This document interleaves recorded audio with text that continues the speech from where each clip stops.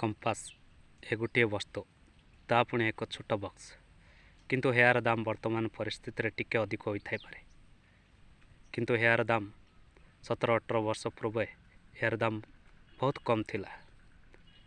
दाम थिला 20 ରୁ 25 टंका अति कम रे 15 टंका थिला किंतु सही समय किनिबा भी अधिक कठिन थिला कारण अर्थ अभाव। यह गोटे कहानी नुहे एक सत कहानी एक बापांकर कहानी जहाँकि सही समय किनिबा पई ता पक्षर संभवपर नथिला। तांकर 7टी छुआ थिला बापा और माँ सहित 7टी पिला पूरा परिवार रे 9 जन पाखरे थिले। पाखरे टंकार अभाव सहित खाद्यर अभाव। भलभाईकर से समय जॉब नथिला ता सहित 3 पिलांको पाठपढ़ा समय तरे बापा को कहले बापा मो पाई गोटे कंपास आनीदेव। बापा हाँ कहले। बापा सही समय पाखथिबा गाँ हाटरे भी गले। मो स्कूल को बहुत खुशी गली।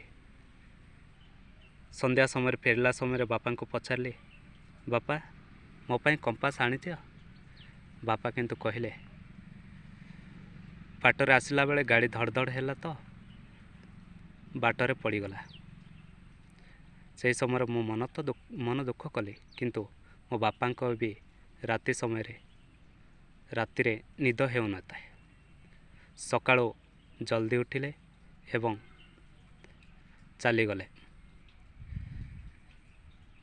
30 गोटी खजुरी गछ को सफा कले। किछि दिन परे से खजुरी रस बाहरिला। से खजुरी गछरु जेतिकी रस बाहरे ता विक्रय आरंभ कला। धीरे धीरे किछि संचय कला किछि घर खर्च कला।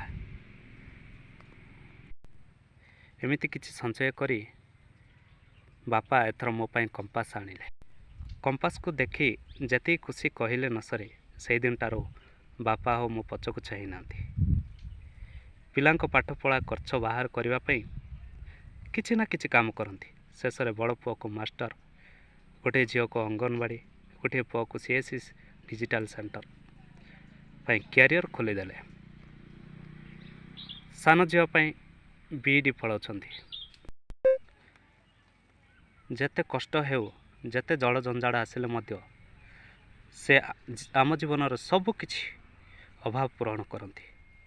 से केबे हेले मध्य ना कहती नहीं सब बेले हाँ कहती किंतु आम से अभाव कौन कहवा तो दूर करवा ताठार बहुत मुस्किल अटे। यह हेउची से कंपासर कहानी। वीडियोटी भल लगिले स्टोरीटी भल लगी लाइक करिवो कमेंट करिवो और सब्सक्राइब बटन को क्लिक करिवो। जय जगन्नाथ।